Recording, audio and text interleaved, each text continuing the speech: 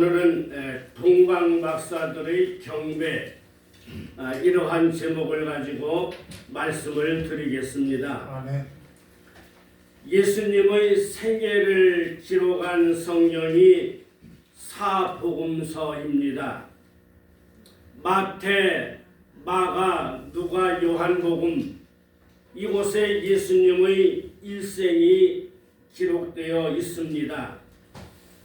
사복음서 중에 예수님의 탄생을 기록한 성경이 마태복음과 누가복음입니다. 오늘 본문 말씀으로 돌아와 보게 되면 1절과 2절에는 이렇게 시작을 하고 있습니다. 함께 읽겠습니다.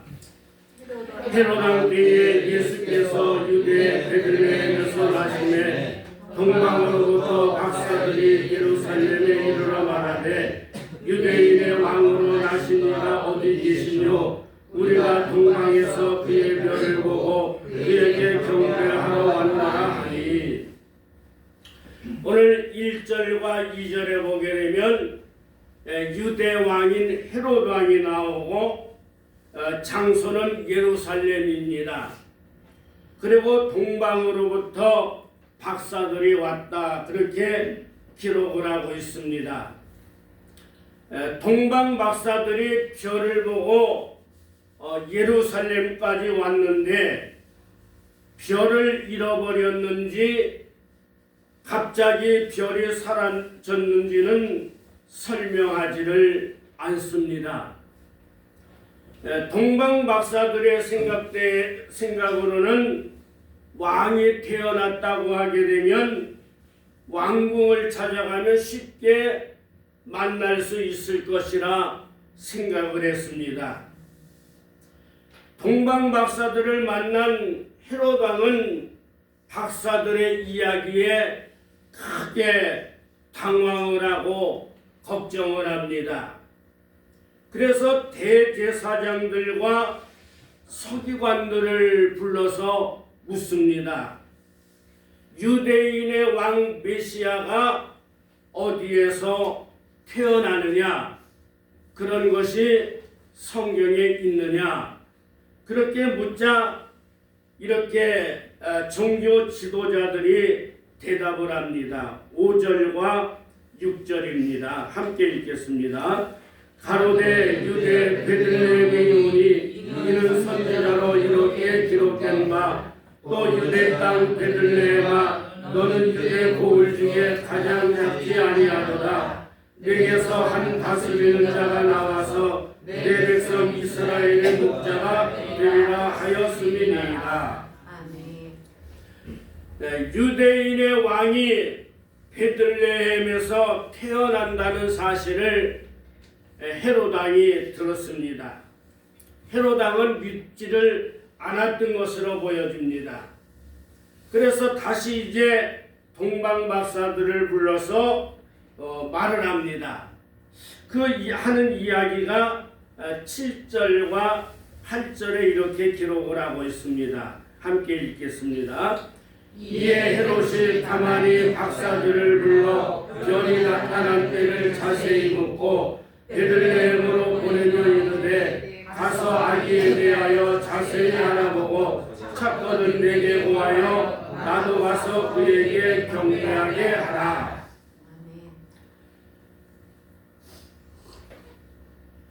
헤롯은 왕이 태어났다는 소식에 속에서는 온천수처럼 부글부글 끓어오르지만 안면을 싹 몰수하고 아주 친절하게 이렇게 말합니다. 당신들이 그 아이를 찾거든 당신들만 그대로 있지 말고 나에게 와서 보고하시오.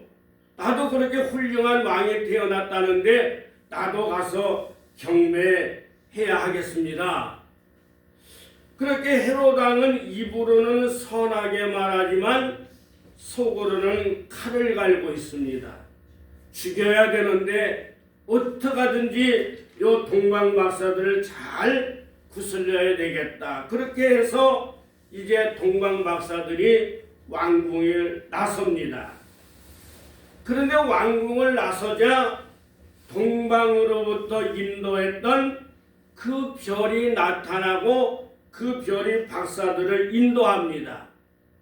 그 별이 이제 예루살렘에서 이제 그 남쪽으로 7km 떨어진 베들레헴으로 오더니 어느 한 집에 이 별이 땅 멈춰서고 별이 비치기를 시작을 합니다. 그래서 이 박사들이 이 집 안으로 들어갔더니 말구유에 한 아기가 태어났습니다. 그리고 이제 이 아이를 이제는 경배를 하고 예물을 드리고 그날 밤 잠을 자는데 하나님으로부터 이런 계시가 왔습니다. 우리 한번 10절에서 12절까지를 함께 읽겠습니다. 저희가 별을 보고 가장 크게 기뻐하더라. 집에 들어가 아기와 그 모친 마리아에 함께 있는 것을 보고 엎드려 아기께 경배하고 모략을 열어 한물과 유향과 모략을 예물로 드리니라. 꿈에 헤로데게로 돌아가지 말라 지시하심을 받아 다른 길로 공국에 돌아가니라. 아멘. 저는 여기로부터 이제 오늘은 동방 박사들에 대한 이야기를 하려고 합니다. 그럼 먼저 이 동방 박사들은 하나님 말씀에 순종했습니다. 하나님이 천사를 보내셨는지 하나님이 직접 말씀하셨는지는 알 수 없으나 하나님의 지시에 순종합니다. 꿈에 하나님이 나타나셔서 헤로데게로 가서 보고하지 말고 유대를 떠나는데 너희가 온 길로 가지 말고 다른 길로 돌아서 이 유대 땅을 떠나라. 만약에 헤롯에게 보고를 하지 않고 자기네 마음대로 떠났다가는 이들이 잡히면 죽습니다. 그래서 이 동방 박사들은 꿈에서 말씀하시던 하나님께 대한 순종이 저 칼을 들고 있는 헤롯보다도 더 우선이었다는 사실입니다. 마태복음 1장과 2장 사이에 보게 되면 꿈 이야기가 참 많이 나와요. 그럼 마태복음 1장에 보게 되면 이제 요셉과 마리아는 정혼한 사이입니다.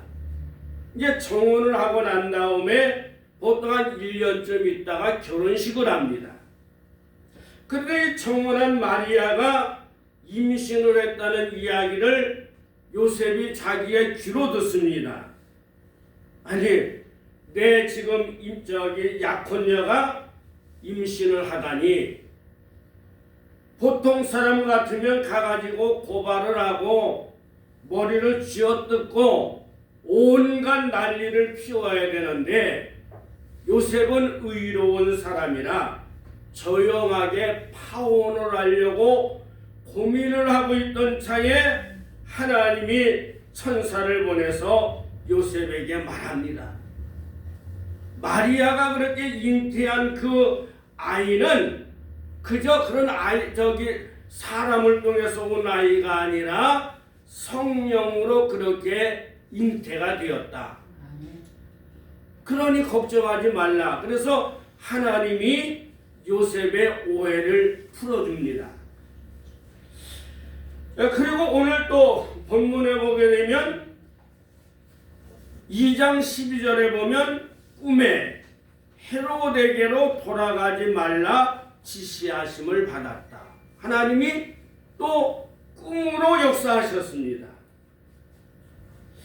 그래 또 이제 2장 13절에 보면 또 이렇게 말씀을 했어요. 우리 한번 2장 13절을 읽어보겠습니다.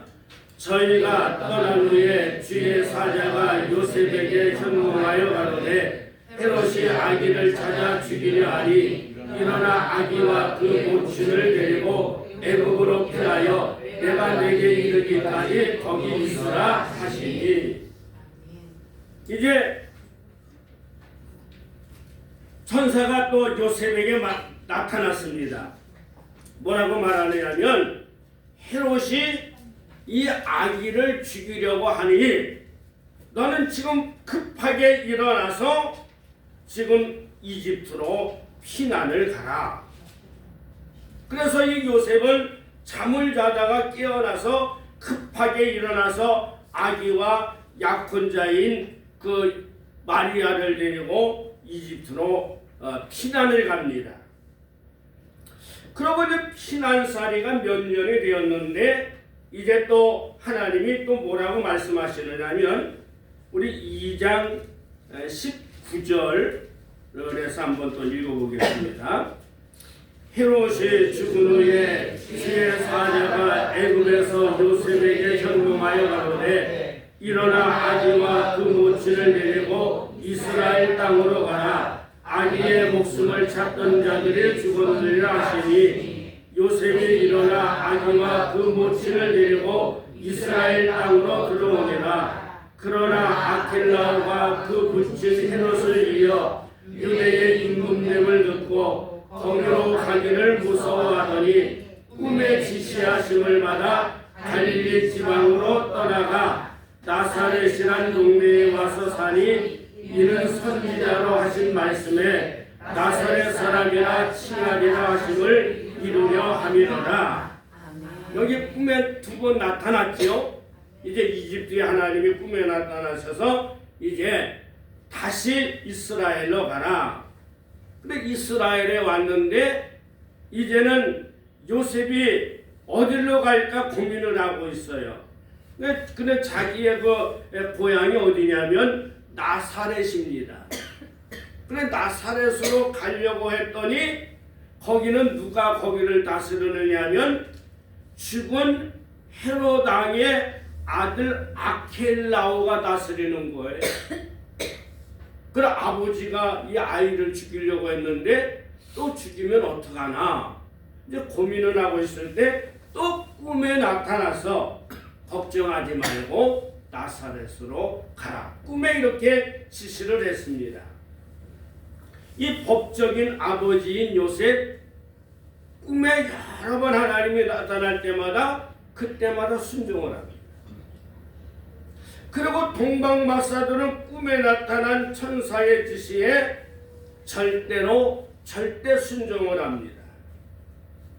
그리고 이제 꿈 이야기는 이제 한 번 더 나오는데 예수님이 빌라도 뜰에서 재판을 받으실 때에 빌라도의 아내가 아랫사람을 보내서 하는 말이 어제 저녁에 내가 잠을 자는데 꿈에서 많은 괴로움을 받았습니다. 그러니 당신은 절대로 예수님에게 불리한 판결을 하지 마시오.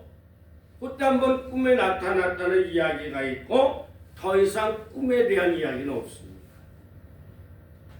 그래 오늘은 신약 성경이 27번째 책으로 완성이 됐기 때문에 우리는 하나님의 뜻을 꿈으로 인도받는 시대가 아니라 기록된 하나님 말씀으로 인도받아야 해요.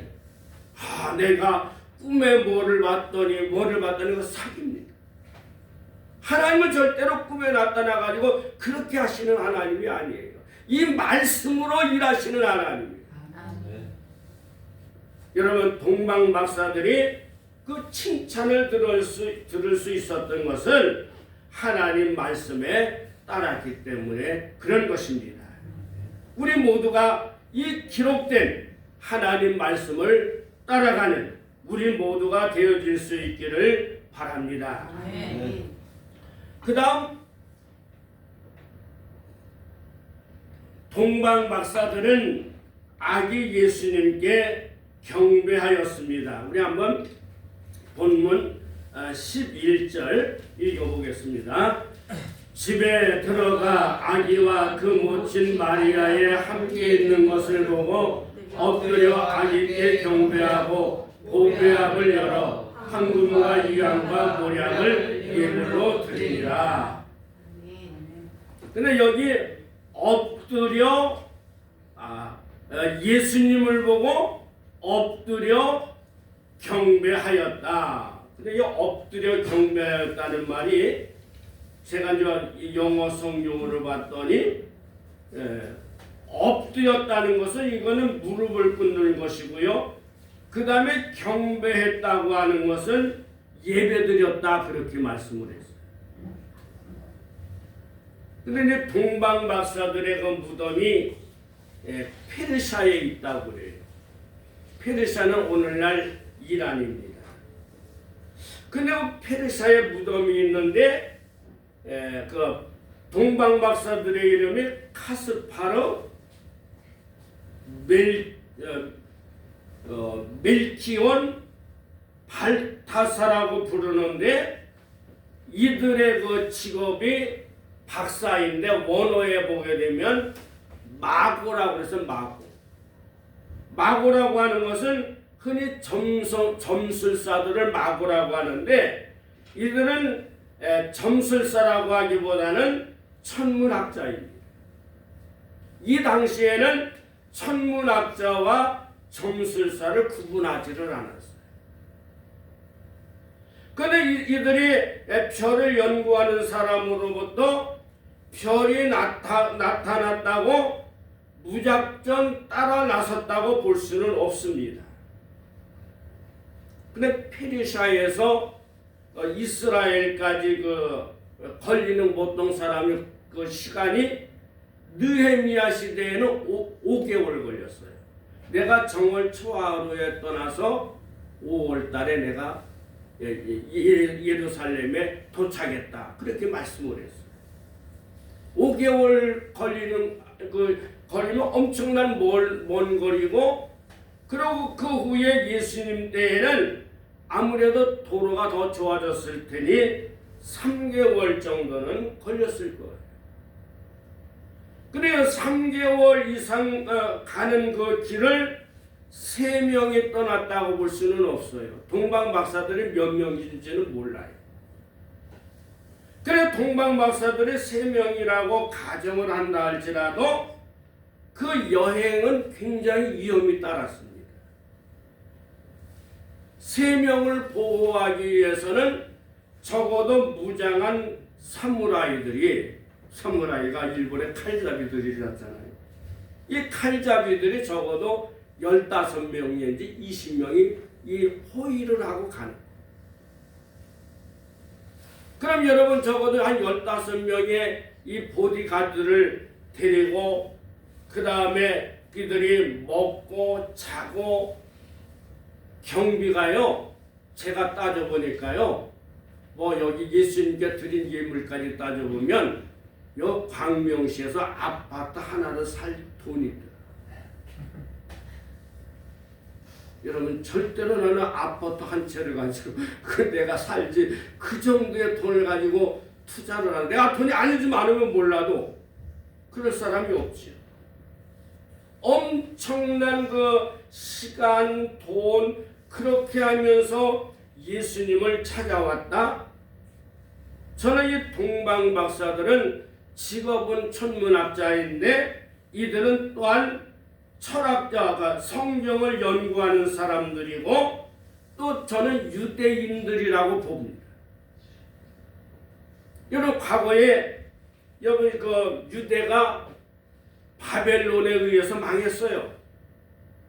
그래서 아주 괜찮은 사람은 다 포로로 간 거예요. 다니엘도 포로로 가고 그렇게 이렇게 많은 사람들이 포로로 살았는데, 그런데 바벨론 그 치하에서 유대 사람들이 그 노예 생활을 하다가 바벨론이 페르시아에 의해 망해요.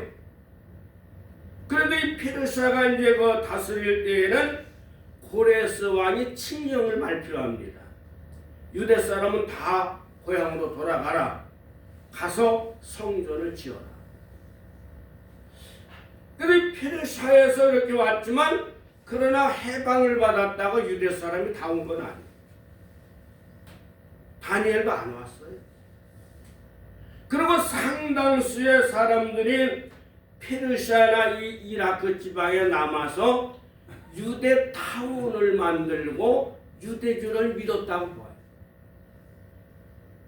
여러분, 우리나라에 1592년 4월에 임진왜란이 발발했어요. 그리고 1599년에 임진왜란이 끝나요. 근데 그 도요토미 히데요시가 하는 말이, 너희들 절대로 조선에 가가지고 도공들 절대로 죽이지 마. 도공들을 죽이지 말고 다 포로로 데려오라. 기술자들은 죽이지 말라. 그래서 그때 포로로 간 사람의 수가 수만 명이에요. 그런데 이제 그 나중에 이 전쟁이 끝나고 난 다음에 사명대사가 이제 그 협상을 단을 이끌고 일본 가도 협상을 해가지고 포로를 데리고 오는데 많이 못 데리고 왔어요. 거기 포로로 간 사람들이 하는 말이, 아이고 조선에서는 우리 기술 가졌다고 천하게 여기는데 그래도 여기 일본에 오는데 사람 대접해 주네. 아예 안 가겠다고. 그래서 일본에 머무른 사람들이 오늘날까지 있고 그 유명한 심수관의 그 후손. 근데 제가 얼마 전에 책을 봤는데요. 그 일본에서 임진왜란 때 끌려간 그 후손들 중에는 아직도 우리는 조선 사람이라고 해가지고 조선식으로 이름을 그대로 쓴대요. 그러면 조선식으로 이름을 쓰게 되게 되면 그 대학교 들어가는 데도 면접에서 불리하고 어떤 공무원 시험을 칠 때도 불리하고 그래서 그랬답니다. 그 면접관이, 당신은 그 조선 사람, 지금 조선 사람인데 임진왜란 때 당신의 조상들이 왔다는데 이름을 바꾸지 그러냐 그랬더니 아니라고. 우리는 420년 전에 포로로 끌려왔지만 우리는 일본 사람이 아니고 우리는 조선 사람이다. 우리가 불이익을 받아도 우리는 뭐 변경할 수 없다. 그런 조선 사람들이 일본에 많대. 여러분, 유대 사람은 더하고. 비록 그들이 페르시아에 남아있지만 그 후손들이 대대로 천문학자이고 성경을 위해 쓰고, 그런 사람들이 왜 성경을 안 읽었겠어요? 유대교의 그 성경은 뭐예요? 5권인데 뭐죠? 예, 토라. 모세오경은 창세기, 출애굽기, 레위기, 민수기, 신명기. 아유, 잘하시네. 근데 민수기 24장에 보면 거기 발람 선지자가 예언하잖아요. 별이 야곱에게서 나오고 또 한 홀이 거기서 나온다. 홀이라는 지팡이는 왕이 다 그 야곱의 후손 중에서 나오겠다. 그렇게 별을 연구하다 봤더니 한 성경하고 맞춰보니까 맞네. 그래서 여러분, 그렇기 때문에 이 사람들이 성경에 나타난 메시아가 왔다는 것을 알았기 때문에 그 별을 따라서 이렇게 먼 길을 찾아온 거예요. 여러분, 이들은 주님을 위해서 쓰는 시간, 주님을 위해서 쓰는 돈, 주님을 위해서 쓰는 재능, 아까워냐고 마음껏 드렸어요. 근데 아기 예수님께 와서 이렇게 말을 해. 11절 보면요, 집에 들어가 아기와 그 모친 마리아에 함께 있는 것을 보고 엎드려 아기께 경배하고. 아기 예수님께는 경배했는데 옆에 있는 마리아에게는 경배를 안 했네요. 천주교 사람들 보고 유감이다. 왜 마리아에게는 왜 경배를 안 했지? 그런데 여러분, 그러기 때문에 여기에서 벌써 마리아 숭배가 벌써 잘못됐다는가. 마리아에게는 경배를 안 했고 예수님께, 아기 예수님께만 경배한 거. 그렇게 여러분, 우리가 경배를 드리고 찬양을 드리고 그분은 오직 예수님께 해야지 자꾸만 마리아를 끌어들이지 마세요. 그 끌어들이면 그게 우상이 돼요. 그럼 우리 예수님을 이렇게 이 동방 박사들이 경배를 했습니다. 그냥 불러.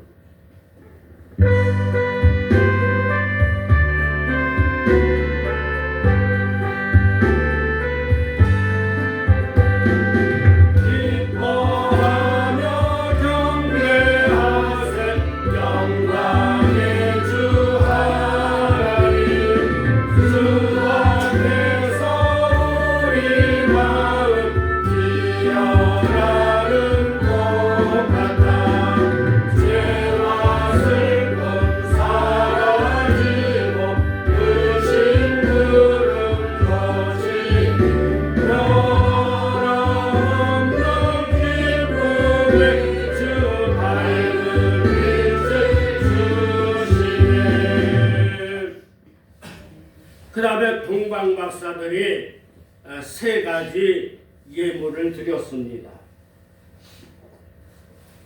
예물을 보게 되면 황금과 유향과 모략입니다. 이거는 값이 많이 나가는 거예요. 근데 요셉과 마리아는 너무 가난했어.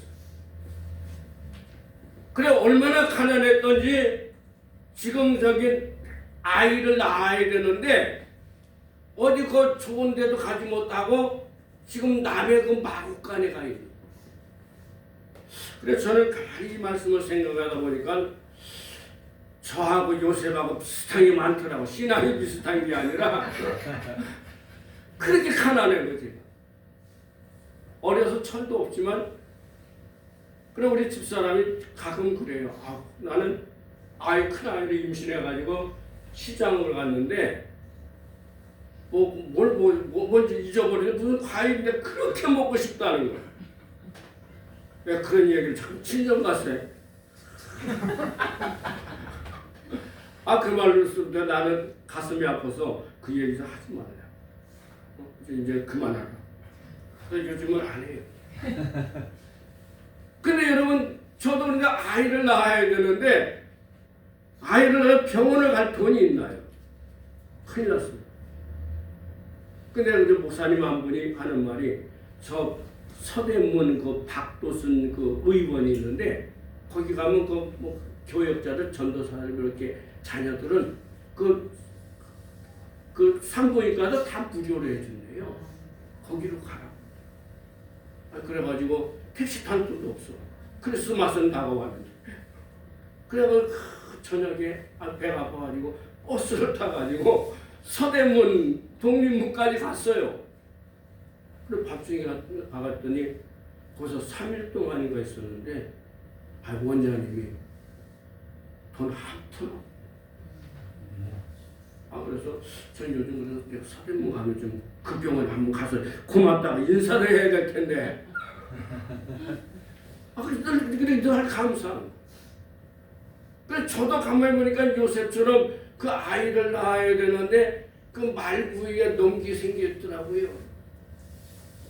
그래서 저도 요셉처럼 무능한 사람이다. 돈 버는 재주가 그렇게 없어요. 돈도 못 벌지만 그러다가 제가 교회를 차려면 교회가 잘 되느냐? 저는 개척교회를 절대로 못 벗어나. 그래 목회도 못해. 돈 버는 기술도 없어. 우리 부모님들이 저 굶어 죽지는 않을까? 그럴 거예요. 그렇게 생각했을 것 같더라. 굶어 죽지는 않고요. 요즘 남들이 뭐 괜찮게 산대요. 남들이 그렇다니까 뭐 고맙다고 그렇게 하는 거죠. 근데 여러분 지금 예수님은 지금 체포영장이 떨어졌는데 가난하면 도망 못 갑니다.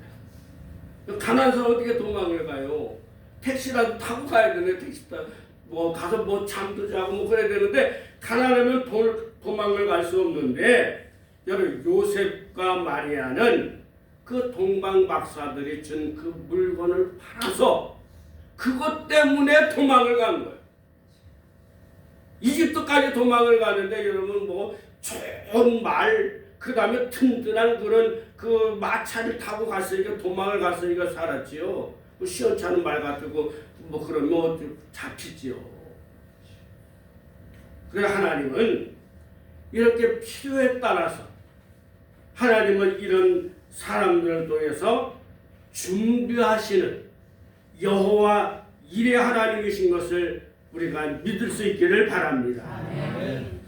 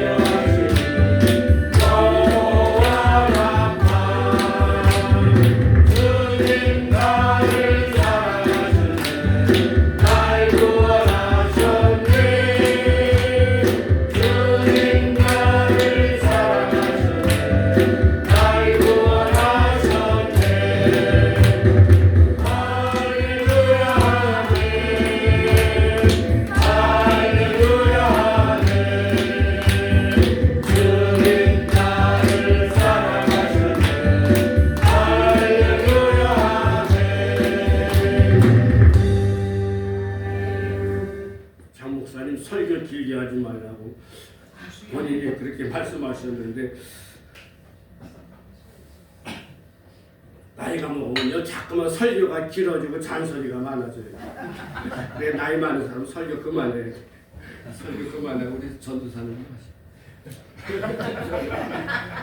자꾸만 잔소리 하죠. 그런데 그 예수님이 세 가지 예물을 받으셨는데 그 세 가지 예물은 예수님이 어떠하신 분인가를 잘 설명해 주는 말씀입니다. 먼저 예수님이 황금을 받으셨어요. 금속 중에 첫째가 황금입니다. 이건 예수님이 왕이시다. 왕으로서의 예수님을 말씀을 하고 있어요. 그 다음에 예수님이 받으신 것은 유향입니다. 유향은 치료제입니다. 이건 하나의 약품입니다. 그래서 예레미야 8장 22절에 길르앗의 유향이 있지 아니하는가 그러면서 치료제에 대한 말씀을 하고 있어요. 그래 예수님은 치료하시는 분이시다. 예수님은 마음을 치료하시고 육체의 병을 동시에 치료하셨어요. 아멘.